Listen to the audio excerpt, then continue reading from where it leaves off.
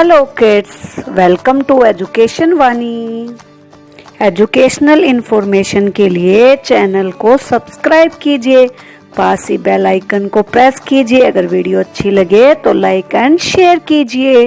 Hello student, how are you? I hope you all are good. आज हम हिंदी व्याकरण पढ़ेंगे। तो सबसे पहले मुझे बताइए कि वर्ण किसे कहते हैं? क्या आप जानते हैं कि वर्ण किसे कहते हैं?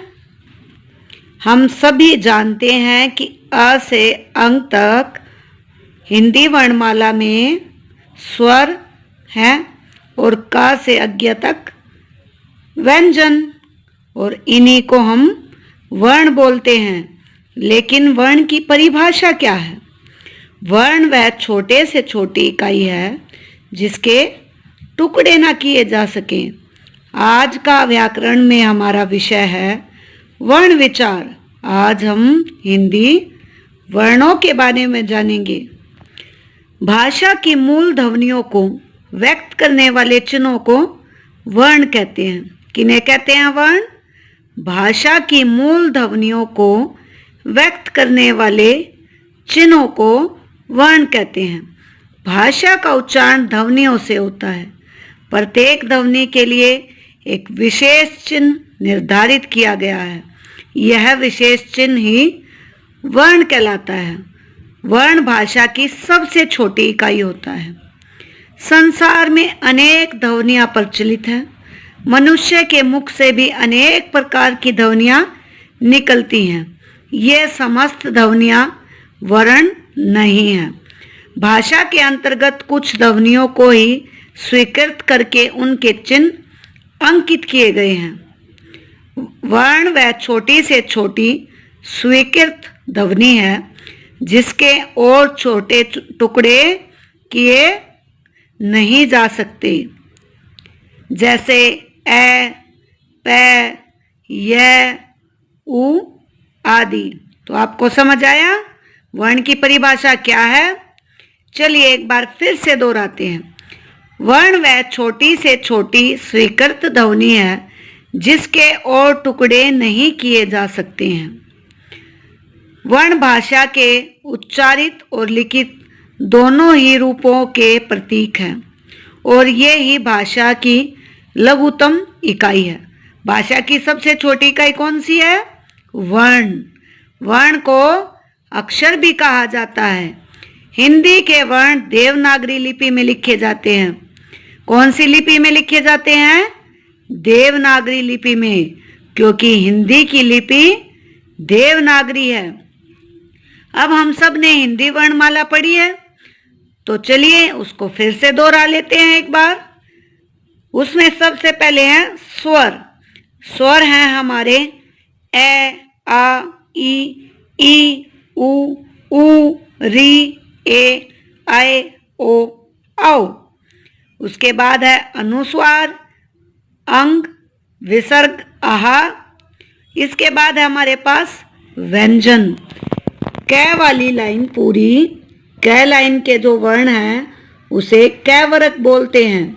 इसी प्रकार हमारे पास 5 वर्ग हैं। ये वर्ग लाइन के पहले अक्षर से बने हैं, जैसे कै वर्ण में कै, ख, ग, घ, ढ। च वर्ण में च, छ, ज, झ, न। ट वर्ण में ट, ठ, ड, ढ, न। त वर्ण में त, थ, द, ध, न। और प वर्ण में प, फ, ब, भ, म। इसके बाद है हमारे पास अंतस्थ व्यंजन, जिसमें य, र, ल और व आते हैं। ऊष्म व्यंजन, जिसमें श, श, श, है आता है। संयुक्त व्यंजन, संयुक्त व्यंजन जो 2 व्यंजनों के जोड़ से बने हों, श, त्र, ग, श्र। तो अब आप समझ गए होंगे कि हिंदी वर्णमाला में 2 भाग मुख्य थे, स्वर और व्यंजन। स्वर में हमारे पास 3 है, स्वर, अनुस्वर और विसर्ग। व्यंजन में हमारे पास 5 वर्ग हैं और अंतस्थ व्यंजन, ऊष्म व्यंजन और संयुक्त व्यंजन है। 5 जो हमारे वर्ग हैं वो उस लाइन के पहले वर्ण से मिलकर बने हैं। वर्ण के भेद, वर्ण के 2 भेद हैं, जैसे कि मैंने अभी आपको बताया। स्वर और व्यंजन। स्वर जिन वर्णों का उच्चारण करते समय मुख से निकलने वाली वायु बिना रुके मुख से बाहर जाती है, उन्हें स्वर कहते हैं। मैं पुनः दोहरा रही हूं, जिन वर्णों का उच्चारण करते समय मुख से निकलने वाली वायु बिना रुके मुख से बाहर आ जाती है, उसे स्वर कहते हैं। स्वर कौन से हैं? ए, आ, ई, उ, री, ए, आए, ओ, औ। इनकी संख्या 11 होती है। यद्यपि परंपरागत वर्णमाला में अंग और आहा को स्वर में गिना जाता है, क्योंकि ये स्वरों के योग से ही बोले जाते हैं, तथापि उच्चारण की दृष्टि से ये व्यंजन ही हैं। अंग के अनुस्वार और आहा को विसर्ग कहा जाता है, अभी पढ़ा था ना हमने पहले। इसके बाद है स्वर के भेद। जो वर्ण के 2 भेद थे, स्वर और व्यंजन, तो स्वर के भी 2 भेद हैं। एक ह्रस्व स्वर यानी कि शॉर्ट वाउल, और एक है दीर्घ स्वर यानी कि लॉन्ग वाउल्स। स्वर को इंग्लिश में वाउल्स बोलते हैं।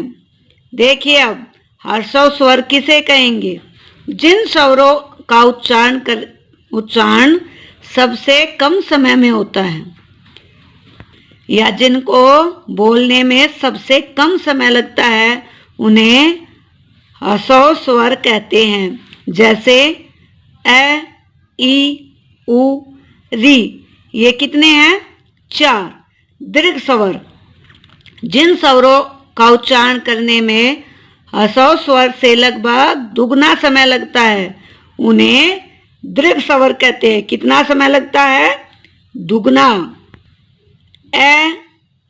आ, ई, उ, ए, आए, ओ, औ, ये 7 वर्ण दीर्घ स्वर है।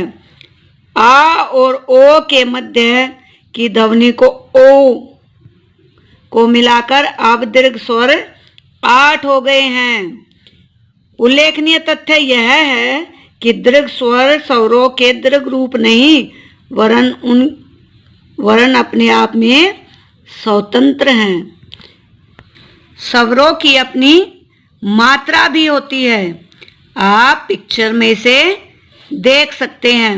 सिर्फ ए स्वर की कोई मात्रा नहीं है, मात्रा चिन्ह नहीं है, बाकी सब की मात्रा आप देख सकते हैं। इसके बाद हमारे पास व्यंजन।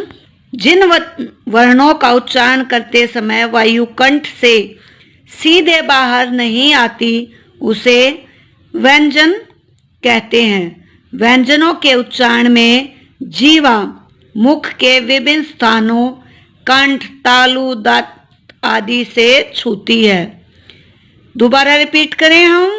जिन वर्णों का उच्चारण करते समय वायु कंठ से सीधे बाहर नहीं आती, उन्हें व्यंजन कहते हैं। व्यंजनों के उच्चारण में जीवा मुख से विभिन्न स्थानों, जो हमारे मुख के स्थान है अंदर के, कंठ, तालु, दांत, होठ आदि को छूती है। वर्णों के भेद जानेंगे अब हम। हिंदी में कुल 37 व्यंजन हैं, जिसमें से 2 आगत व्यंजन ज, फ भी सम्मिलित हैं। स्पर्श व्यंजन कितने हैं हमारे पास? 27। अंतस्थ 4, ऊष्म 4 और आगत 2, और 4 हमारे पास संयुक्त व्यंजन हैं। व्यंजन के 4 मुख्य भेद हैं: स्पर्श व्यंजन, अंतस्थ व्यंजन, ऊष्म व्यंजन और आगत व्यंजन। इसके बारे में विस्तार से जानने के लिए आप दूसरी वीडियो देख सकते हैं। इस वीडियो में बस इतना ही। मिलते हैं नेक्स्ट वीडियो में, तब तक अपना ध्यान रखिए। Take care.